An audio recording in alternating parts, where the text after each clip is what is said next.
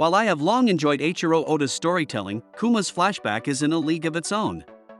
Even if episode 1129 of One Piece only revealed a portion of Kuma'S history, it still managed to bring me and millions of other One Piece enthusiasts to tears.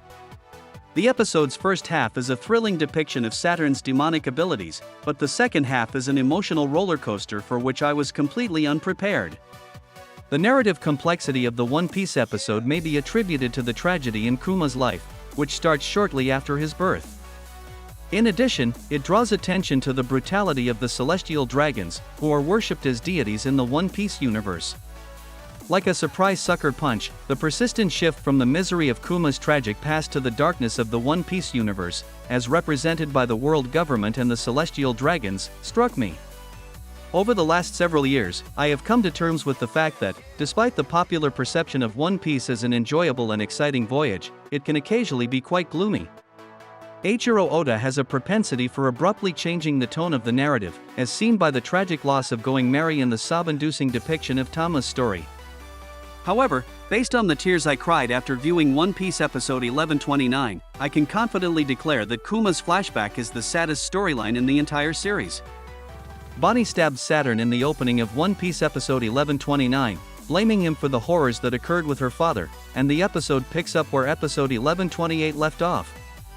However, Saturn was unaffected since he employed his regenerative powers before going on to assault all of the individuals who were there.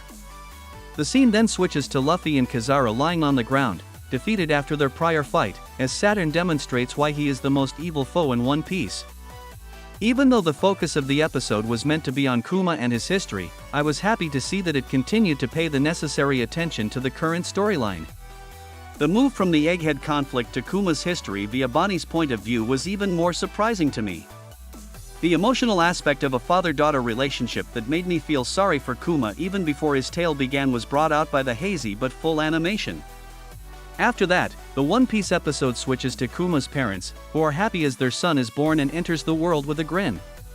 This was the calm before the storm that was about to strike me, and it also featured two new eye-catchers showing Kuma and Bonnie in their previous incarnations as they spent time together.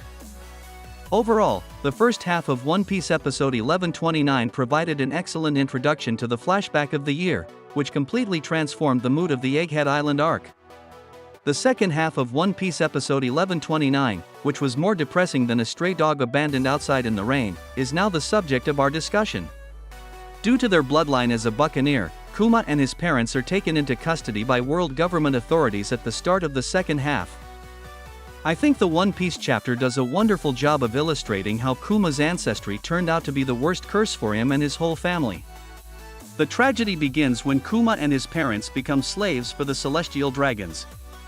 The second half is full of excruciating events, such as the barbarity of the celestial dragons, who torture Kuma to the point where he genuinely considers suicide as a preferable alternative. However, the One Piece character's subsequent experience pales in comparison. After a long period of time, Kuma has the opportunity to see his father, who attempts to make him smile by sharing information about the sun god Nika. The scene centers on Kuma's expressionless response as one of the world nobles shoots his father as he begins to experience a little joy. In reality, the saddest point of the entire flashback was when I nearly choked on my coffee. The introduction of the notorious God Valley incident, which includes figures like Ginny, Ivankov, and Garling, was one of the episode's other notable additions. However, I couldn't concentrate on it much because of the tears in my eyes after witnessing the brutality Kuma had to endure as a child. Looking back, the One Piece episode handled the first half of Kuma's flashback flawlessly. But it has also helped me understand that I am not yet prepared for the impending sorrow that will alter the whole framework of the Egghead Island arc. Hope you liked this video. Stay tuned in this channel for latest upcoming updates on this series. And add a bookmark in this channel for further upcoming updates on movies, anime, and web series. Thanks for watching this video. If you like this video, please like, comment and share our channel. And for latest updates, please subscribe our channel and press the bell icon.